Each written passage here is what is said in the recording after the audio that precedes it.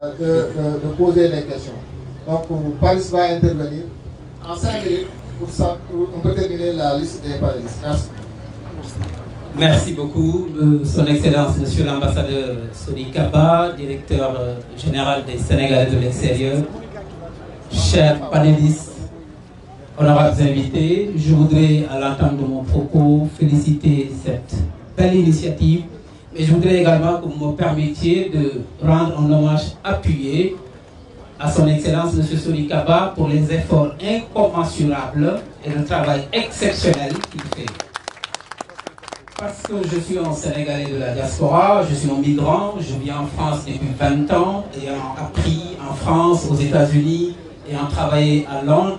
Mon nom est Babacar Ba, je suis l'ancien directeur de la Bank of Africa en France, BOA France. Et depuis quelques années, je dirige un établissement de monnaie électronique en France avec une licence Banque de France. Je suis par ailleurs un Sénégalais aussi engagé politiquement puisque je dirige un parti politique qui s'appelle Alternative Citoyenne.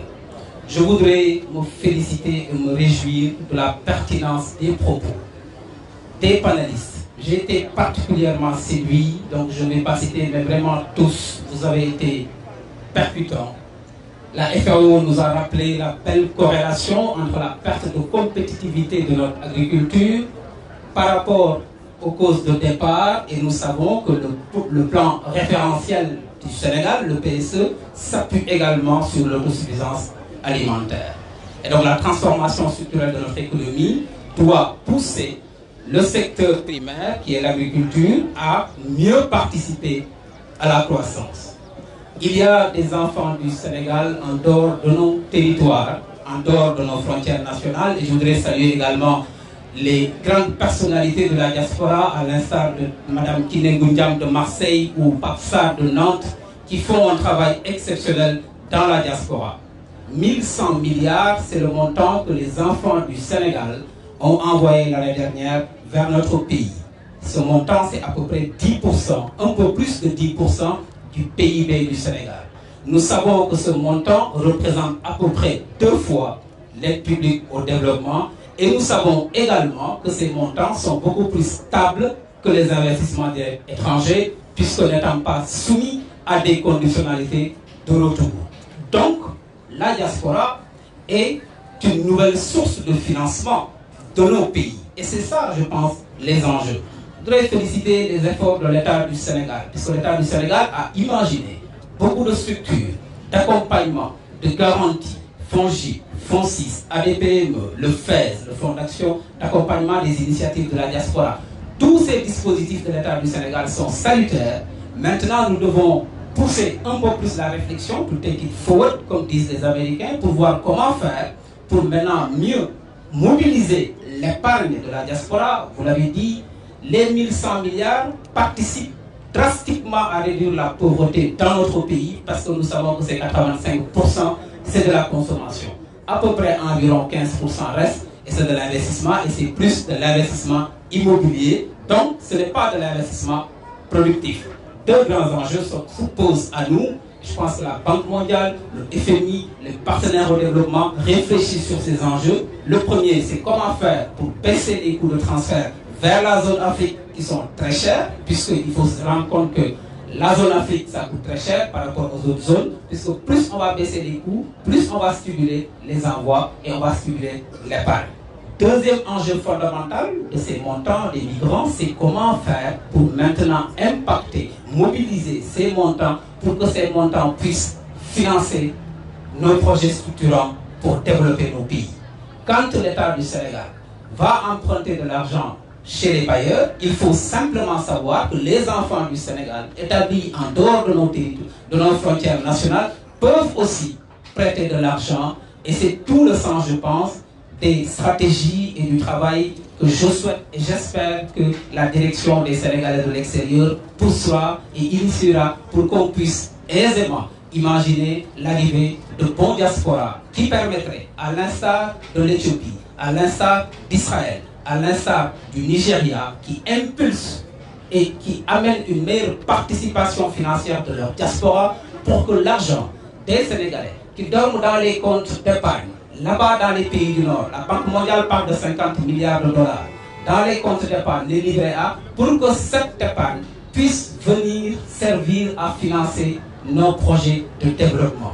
Et c'est, je pense, tout le sens de comment faire aujourd'hui pour créer des passerelles de transition économique à côté de l'argent qu'on envoie pour vivre. Ça, on ne peut pas l'arrêter, puisque rappelez-vous que cet argent-là, la diaspora finance plus que l'État la consommation des ménages. L'État met à peu près 900 millions.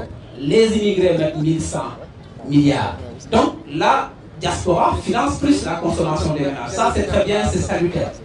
Et donc, nous devons réfléchir pour voir comment maintenant nous pouvons stimuler l'épargne, parce que sans épargne, il n'y a pas d'investissement. C'est très simple. La structuration économique de notre pays, elle est connue. 90% de notre économie repose sur ce qu'on appelle les SMEs, Small and Medium Enterprises, les PME. Et nous savons, d'après les études aussi, que 80% des demandes de financement de ces PME sont rejetées par les banques. Et nous savons que la moitié de ces rejets sont dus à des manques de garantie, d'où la pertinence des dispositifs étatiques. Maintenant, il y a de nouvelles sources de financement, et le financement UPES, UAM, et que là, je pense que c'est ça les enjeux, monsieur le directeur général, comment faire pour mettre en place ce qu'on appelle aujourd'hui le financement participatif. Parce que ce sont les nouvelles formes de financement à la mode qu'on appelle crowdfunding, c'est-à-dire mutualiser, d'adhérer sur une compagnie. Et j'aime rappeler souvent qu'en France, l'opération piège jaune, ce sont des pièges jaunes qu'on met dans des caisses, dans les bureaux de poste, et à la fin de l'année, ce sont des millions d'euros qu'on mutualise pour aller impacter des projets structurants. Et c'est la dynamique de l'impact investing. Comment permettre à l'immigré sénégalais qui est là-bas à Juventus, qui est originaire de Louga et qui chaque mois envoie 200 ou 300 euros, comment lui expliquer qu'en mettant un peu son épargne, il pourrait participer aisément à créer une unité de transformation de tomates là-bas à Louga, et que, at the end of the day, à la fin du jour, au lieu qu'il envoie 300, peut-être qu'il va maintenant envoyer moins, puisque ses frères, ses cousins, à qui il envoie de l'argent, ont trouvé du travail localement. Et c'est cela la démarche de l'impact investing, un investissement avec un impact sociétal. Le Sénégal peut le faire. Monsieur le directeur général, je voudrais, au-delà de vous féliciter encore, vous inciter pour qu'on réfléchisse ensemble, parce que les ressources sont là, comment faire pour aller vers ces nouvelles sources de financement. La technologie, elle existe. Je voudrais saluer la pertinence de notre fierté nationale pour moi, qui incite ce discours sur le leadership est formidable. Les jeunes à pousser dans l'innovation. Aujourd'hui, nous pouvons lancer des plateformes de crowdfunding qui permettraient, sous le contrôle des corps de l'État, à tous les Sénégalais, partout dans le monde, de pouvoir financer des projets de développement, et que maintenant, les structures étatiques seront là pour accompagner aussi. Mais il nous faut explorer les nouvelles sources de financement. Et cela, je pense que dans les années à venir, serait un excellent, en tout cas, travail que la direction des Sénégalais de l'extérieur, et pour notre part, en tant qu'enfants du Sénégal, nous serons toujours mobilisés pour apporter nos inputs pour qu'à la fin du jour, le Sénégal que nous partageons tous puisse rayonner, puisse émerger, parce que c'est aussi, pour finir, le sens de notre engagement politique. Et féliciter encore ma sœur Monica Paris, qui est aussi une migrante, qui est rentrée du Maroc, qui est arrivée au Sénégal et qui chaque matin se bat to make things happen. Merci. Merci pour le cours magistral sur le crowdfunding. Donc on aurait l'occasion de... Voilà, mais on va les business. Donc sans plus tarder, je passe la parole à Monique pour les...